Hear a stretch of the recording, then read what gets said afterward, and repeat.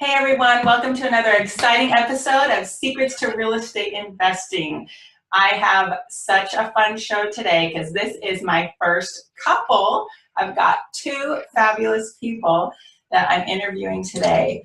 I met this gentleman just over the weekend through Facebook, which, yes, I have even got deals through Facebook. As some of you know, I've been kind of titled, not by myself, but other people, as the queen of networking. I love networking, meeting people, doing business, helping other people out. Networking is awesome. And because of networking, I met the fabulous Sid and Julie Chase. I'm so excited to have them. So with that, these people have flipped over 400 deals, houses and land, and I have to welcome them to the show now. Welcome, Sid and Julie. Hey guys, how are you? So glad to have you. Well, why don't you enlighten our listeners to your story? Where have you been? What are you doing? And how did you get to where you are today? You want to start? Nope. Okay. So we've actually been married about 26 years, and we started real estate about 24 years ago. It was. We were always, minus my military time, I spent 15 years in the military, but minus that, I've pretty much done nothing but run my own businesses or being an entrepreneur. And we had a pool business and a feed store, and just decided one day that there's got to be a better way. And I thought it was going to be the stock market. So I spent a year learning how to trade stocks. I did okay, but realized that I forgot who my wife was because I didn't have enough time to enjoy my family. So we gave that up, and a guy called me one day, an old friend from school, and his name is Tim Depew. He calls me up, haven't seen him in years, and he said, hey, my mom and dad, my dad fell out of a tree in Florida while he was hunting. He's paralyzed from the neck down. It happened a few years ago, but he bought all these properties around where you live and where we went to school, and he's got a 4-unit apartment complex that he wants to get rid of, and it's literally a quarter mile down the road from where you guys, your feed store is and your pool business is. So my dad, who's a cop for 9 years and a judge for 25 years, so I did a little research on the property. I ran down to my father's house, which was right down the street, and I told him all about it, and he told me no. He said, don't do it. So I ran back up to, literally, the feed store, told Julie about it, and we called the guy back up, and within 2 weeks, we bought the property. And so we bought our first 4-unit with no money down. They did the closing. They did everything. We didn't have to put up a single dime, and they actually gave us 2 or 3 months to work on getting the place fixed up and organized. So that was our very first deal that got us kind of the fever. But we learned the hard way with that property. We lost $10,000. Ownership, and the tenants knew more about the rules and regs than we did. So hence the reason we lost the $10,000. We couldn't get them evicted. It was ridiculous. They had free lawyers, and you know what were they on, like SSI, DSS, or whatever the system was that they were on, and so that happened to be winter coming up. And a friend of mine worked for the was a code enforcer for the town that we lived in. So I called him up and I said, hey, I'm having these issues. And he goes, yeah, I know, because they keep calling me up and turning you in for not keeping the 4-unit up to speed. Hey, so what town and state is this for? In Sodus, S-O-D-U-S, New York. So it's all the way upstate on Lake Ontario, north of Syracuse. And it's cold there, huh? We average 22 feet of snow a year. Oh, okay. Lots of snow, but we really didn't mind it growing up. But No. So I called him up and he said, come up to the office. I have something for you. So I drive up there, which is only about 10 minutes away. And I walk in his office, and here's this book that's probably this thick and it's all the codes for landlords to know. It's all of the rules and regulations of the county and the state for landlords, basically, is what it was. So I literally took a couple of months and I read through it. I became smarter than they were, which I already was, but they knew the system better than I did.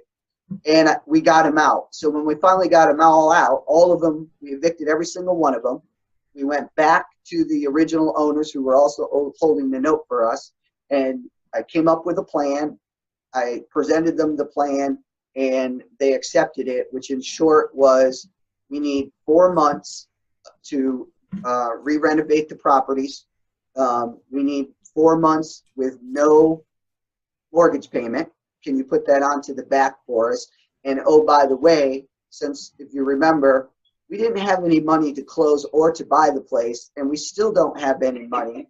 So would you mind giving us a $6,000 loan so that we can rehab the properties? Wow. And how was that received? I mean, it's pretty creative. And I like that you were being fair and saying, put the payments on the back end. You weren't asking for, a free get out of jail free card. And we paid interest on the loan because they did end up giving it to us for rehabbing the apartments. But I think they felt a little obligated because we inherited their headache. And that, I think, was part of the reason they wanted to get rid of it, too. They lived so far away. They lived in Florida. There was nothing they could do about getting the tenants to pay. So, but from that property, we generated our 13-page rental agreement. Wow. Yeah. Yep. And Julie learned how to take tenants to court. I didn't need a lawyer. I did it myself. And I learned how to garnish paychecks. Hey, I have a question about going to court, because here in the state of California, if you own a property in an entity, you have to hire a lawyer. The lawyers have made it such that you cannot self-represent, which we learned the hard way by showing up to represent ourselves one time. And the judge said, oh, no. You own it in an LLC, you must have a lawyer represent you. So that way the lawyers can earn more money. Did you own this property in your own name or an entity name? And do they have that rule in New York? Our own, right? That one we own in our own name, but we've owned other properties in our LLC, and I've always taken it to court. There was never that issue of you had to have an attorney. So, well, for our listeners, ask before you show up to court if you're trying to self-represent, Yes. because I got to say, my husband's smarter than some of the lawyers that we've hired, and he's telling them how to do their job sometimes. So just because you have a lawyer doesn't mean they're fantastic. So yeah, that's great advice. Find out before you show up, because that was something we learned. One of the things, just to go back on your question, whether we were individually owned it or LLC, our philosophy over the years, we just to be transparent, we now own no rental properties whatsoever, period. Well, hold on. We own one.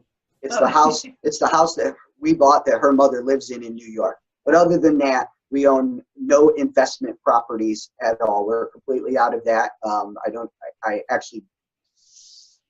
know if I should say this or not, but I'm going to anyways. Let me think a second. Yeah, okay, I will.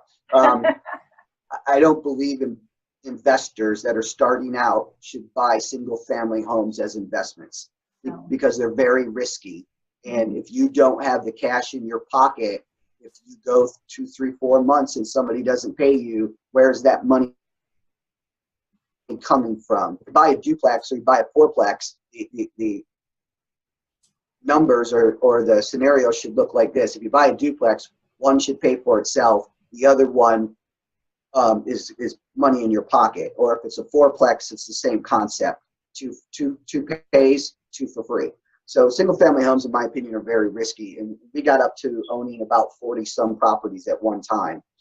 So, but to go back to the question or the statement question you asked us was individually or LLC. So our philosophy over the years was always to, when you start just first starting out and it's just a single family or a duplex, it's okay to have it in your own name. Just the first one. If you go to buy a second one or a third one, then I would suggest you put it in an LLC. we never carried, and it's a long story, but I'll try to keep it very short. But we never carried more than about 5 to 7 properties per LLC. And what we would do is when you first have a lot of mortgage on your property and is your rental property, they can sue you all they want. They're not going to get anything from you because there's no equity in the house. So the only thing they can chase down is your own personal stuff. So that's where the LLC helps you. So as you go through the years and that you start paying down that debt, or for some investors who are very creative and they do like a 5-year pay down or a 7-year pay down, what you want to do is start moving those equity, the properties they have a lot of equity in, move them out of that LLC and into their own individual LLCs so that they don't go after those. Just a little tip.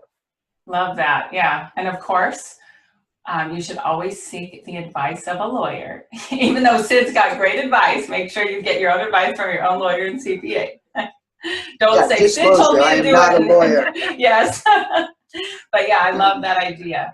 Yeah, a lot of people get all excited about entities, but the whole purpose of entities, some of it's for tax benefits, but as far as protection, if there's not much to protect, why go to the expense and headache of having it in an entity? Not necessary. Yeah. Exactly. So where were we at? You're telling us the story, and we're getting bits and pieces of everything. I love it. So you've owned up to 40 homes at once, and where else has your journey taken you?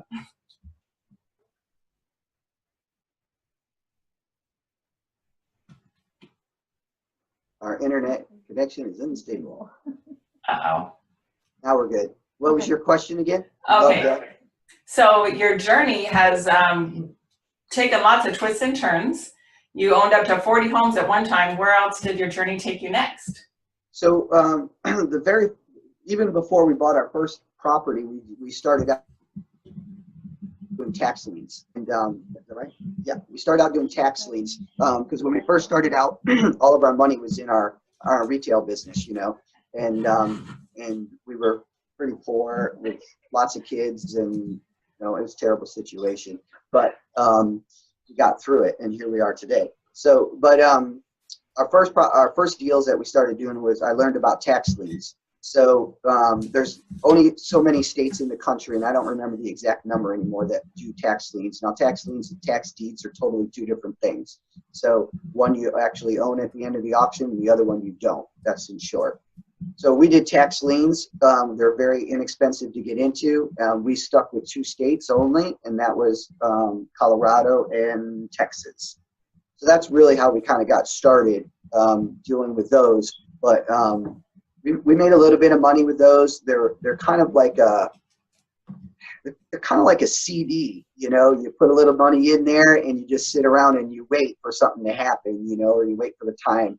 And so I have a little bit of issue with, I like to go forward all the time, and I'm always like going. So that was a little too slow for me. So that's when we got into our first property and started learning about it.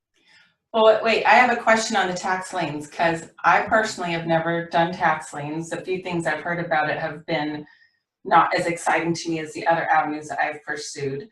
So for people that don't know what they are and how they work, and why you're talking about you got to sit around and wait, tell us a little brief overview of how they work. Yeah, so I'll use Colorado for example. That's the one I use the most, and I really like Colorado. I actually used to live there when I was stationed in the military. I was stationed there. So when you buy a tax lien, it's the homeowners are still in the property. They're living there. They're not being evicted. They're just behind on their taxes. Their mortgages most likely are not behind, or they could be. But the point of it is, it's really about the taxes that are behind. So the county, back in those days, the counties were always trying to drum up money. They needed money, so they came up with the idea of a tax lien. So some counties, if you're 3 months behind in your taxes, it goes up. If it's 1 year, it goes up. So each county is different. So what you do is you actually bid on the property, and and I'm going to be a little rusty because it's been a while. So another disclosure: check with your lawyer and the county that you're looking at. So in short, they pay back anywhere between 9% and 12%. So you buy the right, it's like almost like a lease. You buy the right to someday down the road, either to collect one of two things. Number one, you're collecting the interest rate at the end of the year if he pays. If he doesn't pay after 3 years, and again, it depends on what county, I'm just speaking of the county that I was in.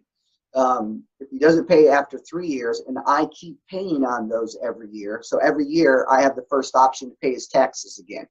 And that keeps me in first place. Otherwise, they put him up for auction, and then somebody else gets the option to have that position.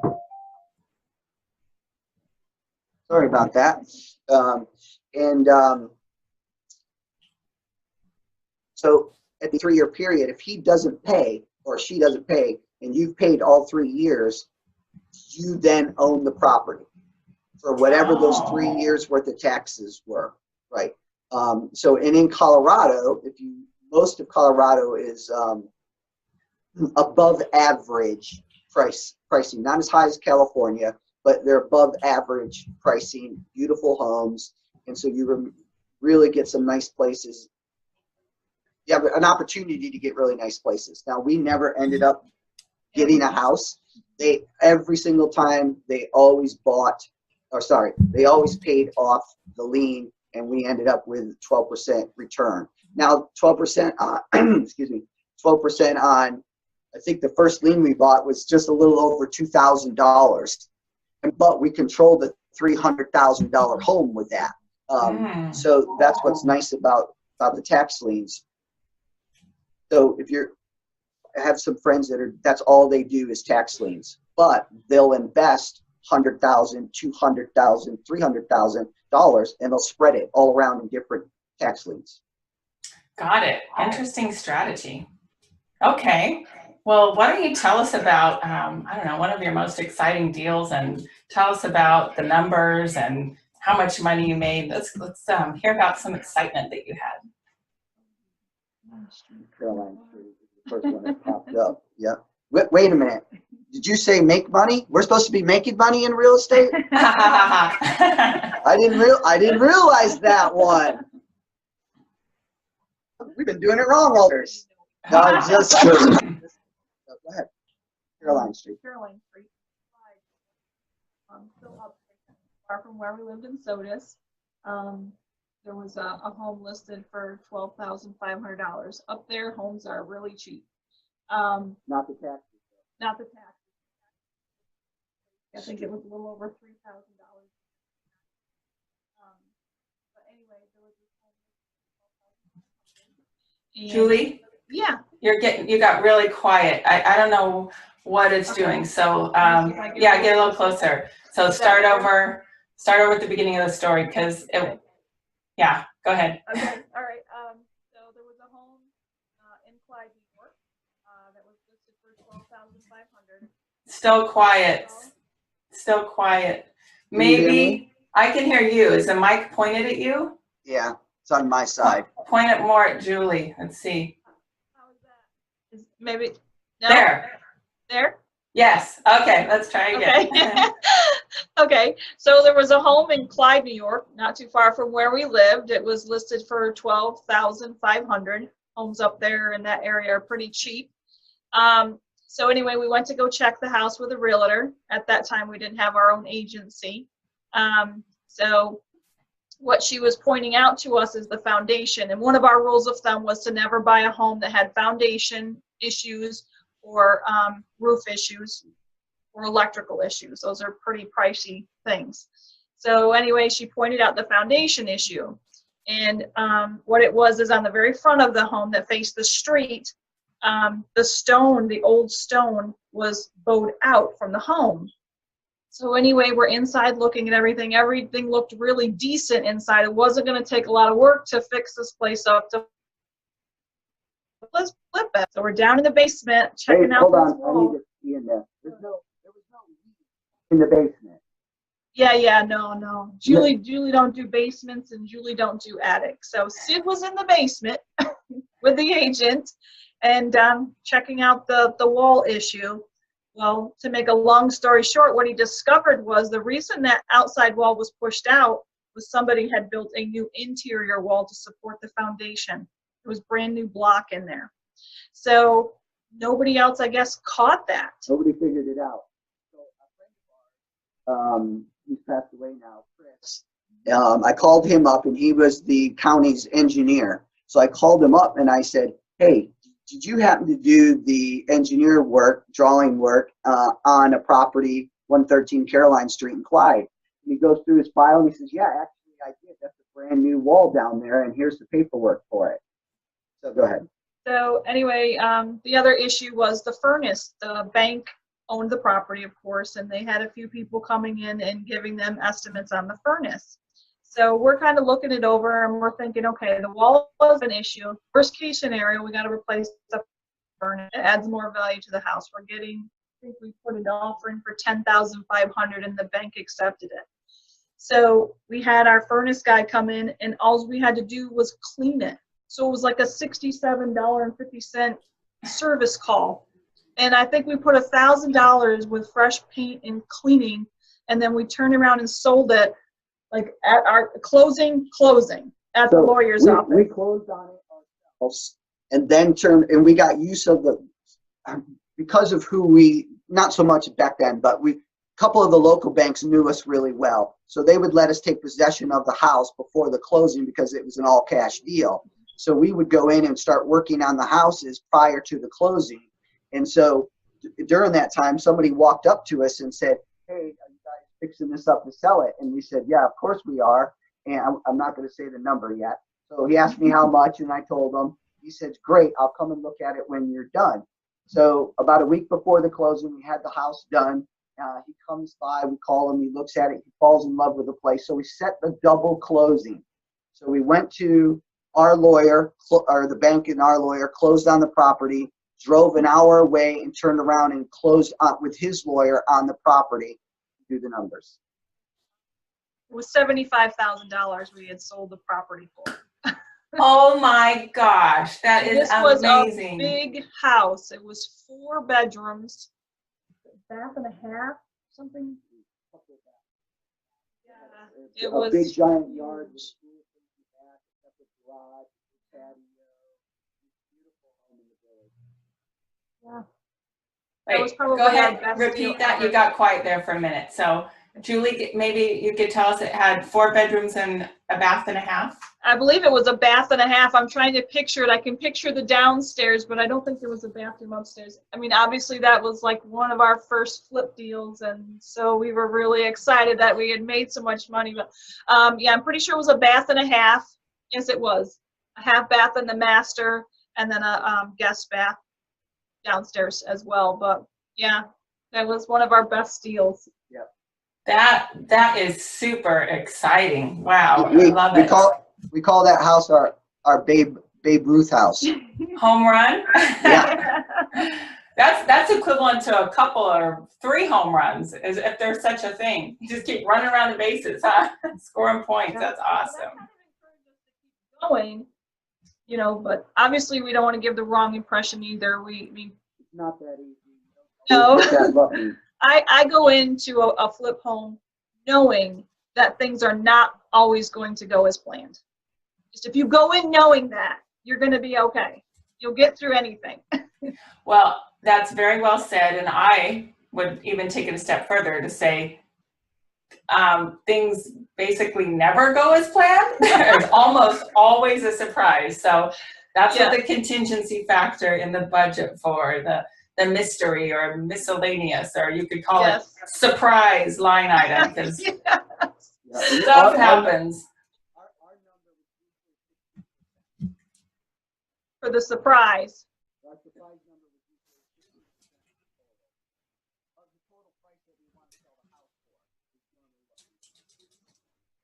Hey Sid, can you repeat that? We didn't catch any of that. Sorry, our number was 15% was our surprise money. That's what we set it up. Let me see if I can. So what percent? 15. 15% of your budget is for the surprise factor? Correct. Awesome. Okay. That's really good to know. Yeah, you got to have your cushion Because otherwise it might be your profit in the deal if you don't plan for it. I mean, sometimes surprises can eat up all of your profit and then some. So, yeah. Well, would love to hear some more stories. Yeah. I'd love to hear some more stories from you guys of some of your successes. And I know you've done wholesaling too. So you want to tell us about a wholesale deal you've done? Yeah, well, we did wholesaling, never planned to do wholesaling. So, I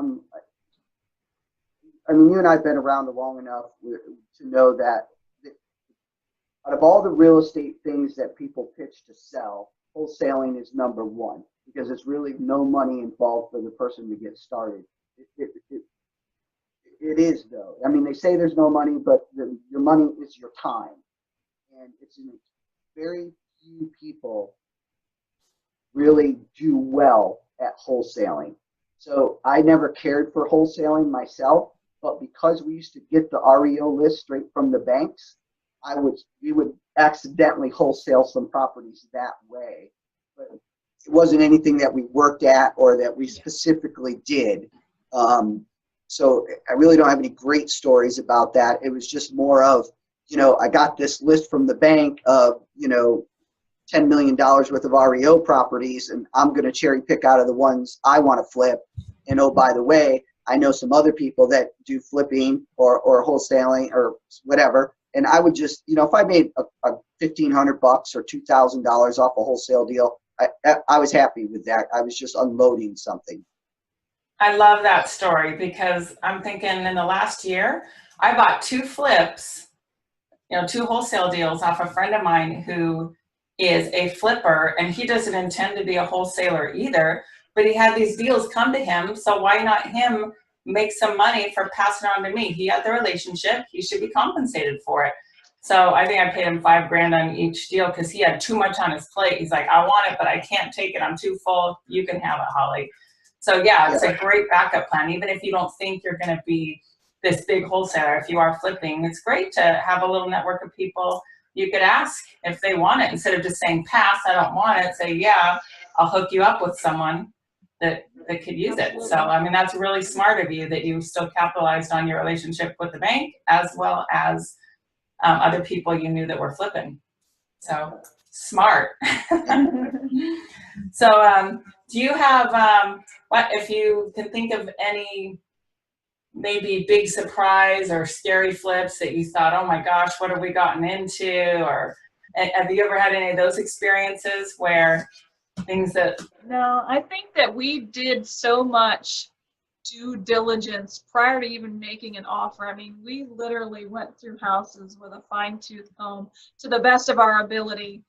And I can't say there was anything that we were like, oh my gosh, what did we do? And some of the things that kind of, I guess, go along with that is I'm a numbers guy. So I'm not a handy guy. I don't swing hammers. I don't play with power tools. I'm a numbers guy.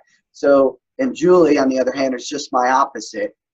Not that she can do numbers, budgeting, and all that, but what she's really good at is actually flipping the houses herself. She can change a window. She can put in kitchens. She can do floors. She can plumbing. She can do the electrical wires.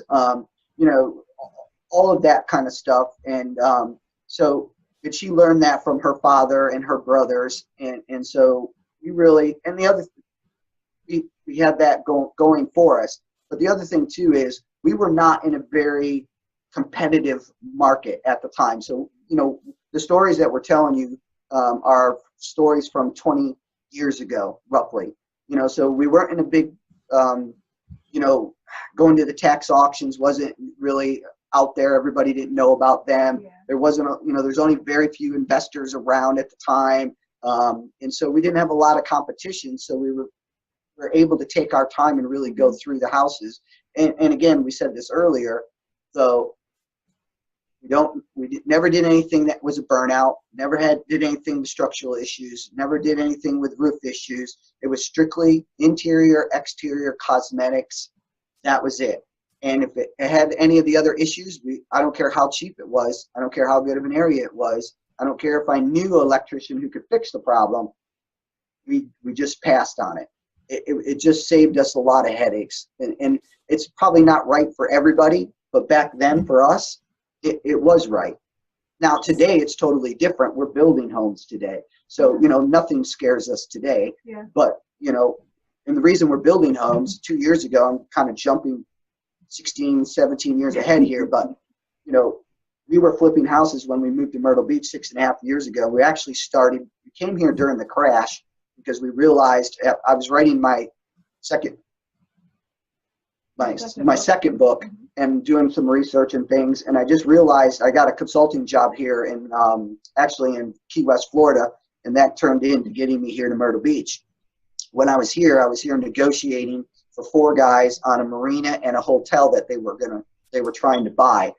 And I got hired to do that job for them as a consultant. And so I was here for about 30 some days. And during that time, like I told you, I have ants in my pants, so I can't sit still. So I started learning the market and realized that, if we were going to move, which we wanted to, this would be a great place to move to. When the market turns, this is going to be prime picking right here. And it is. And so the first, we got here for about a year, relaxed, learned the area, did a few deals here and there. The second year, I realized the market was pretty close to bottoming out, if not bottomed. And we turned around, pulled some of our investors together, and I'll tell you how we got investors if you're interested in knowing that. I kind of skipped forward on that, but we reached out to our investors and pulled a few of them together, and we went out and bought almost 100 lots in just about 8 or 9 months. Sat on those, and here was our criteria for those. Didn't want to spend over 30 grand. Had to have all municipalities out at the road. Had to be buildable already, ready to be built on, and it had to have some type of water on the property. Well, if you're not familiar with the state of South Carolina, almost everything has water on it here, whether it's regular water, a pond, a swamp, or the intercoastal waterway. Everything's got water. So we did. We went out and bought, it was a little over 100 actually, properties. We sat on them for about 8 or 9 months, and then we started reaching out to all the builders. Now, how did I know this is what everybody's asking themselves that are listening. And then as I told you earlier, I was in the stock market.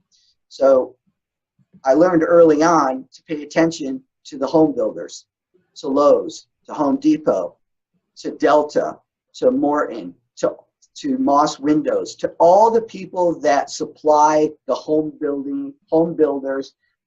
I watched all of them. I even drove around, Holly. I drove around the county and the state visiting lumber yards with their empty shelves and watched them start to gear up for the next building wave. And one of the things I learned with the stock market and watching the homes, Beazer, Pulteney, Lennar, all of those guys are on the stock market, D.R. Horton. What had happened was they started gaining traction about 6 to 9 months prior to the news actually saying the bottom is over with. So that's how I knew everything was going. Now, you got to look around your surroundings and learn from them and put yourself in those shoes. And that's how you get the clues on how to get into the market and how to get out of the market. So that's kind of how it all started. I think I went off in a tangent there, but.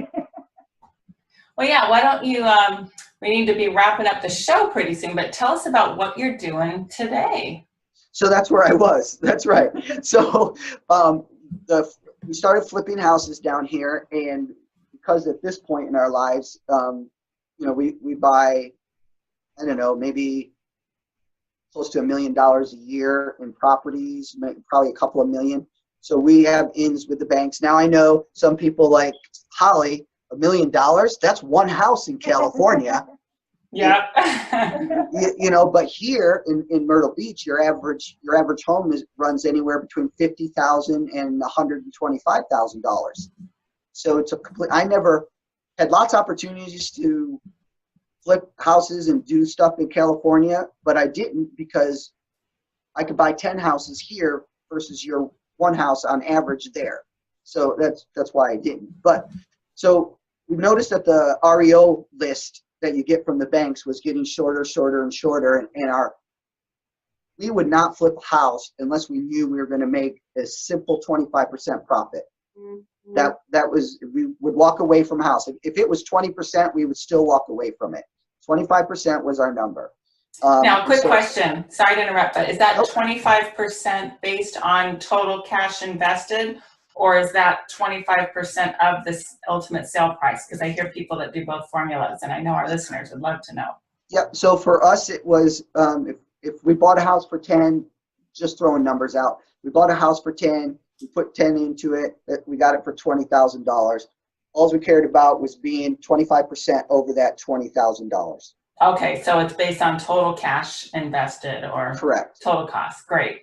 Yeah, that was our formula 2 years ago, but it certainly got a lot more competitive, and now we're lucky to get 15% in Southern California. Exactly. Wow. So the same thing happened here in Myrtle Beach, South Carolina. So that even though we were dealing with 8 different banks, every single month they would send us their list. I get to cherry pick. I never dealt with realtors or anything. We've got great deals. But those lists started getting smaller and smaller and smaller. So I said to Julie, I said, we need to think about what we're going to do next. And oh, by the way, I already know what it is. And it's, let's go out and buy a home building company. So we did. We went out, did some networking, found somebody who was interested in selling their home building business. We bought it.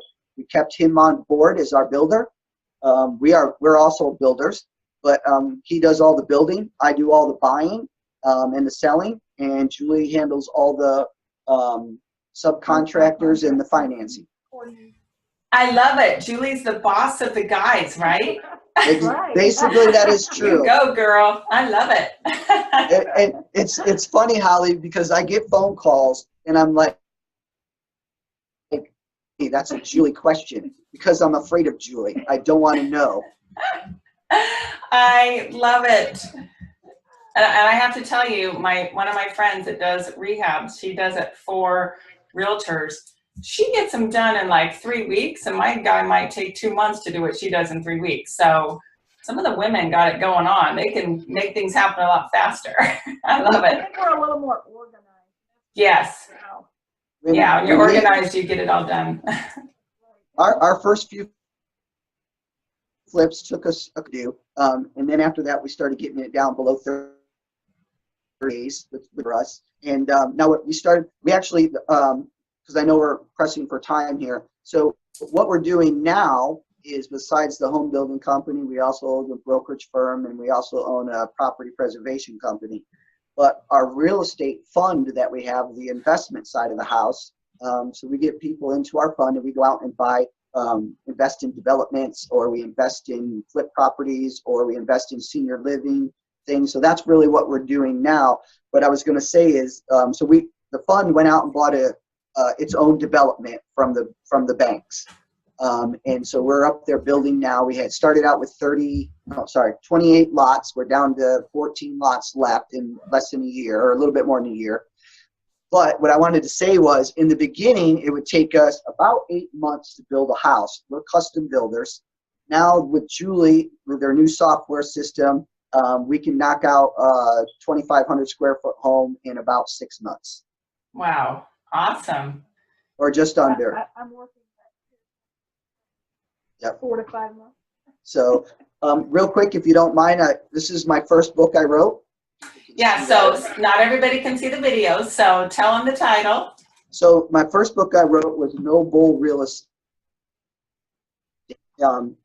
Basically a street smart sense. It's me writing it from a street view. I'm no Robert Kiyosaki or any of those other guys. I'm not fluffing stuff. It's a book that basically tells you how Julie and I went through things, what you need to watch out for, what you need to look for, and how do you decide what you want to invest in. So that was my first book, and I believe you're going to give an opportunity for my second book.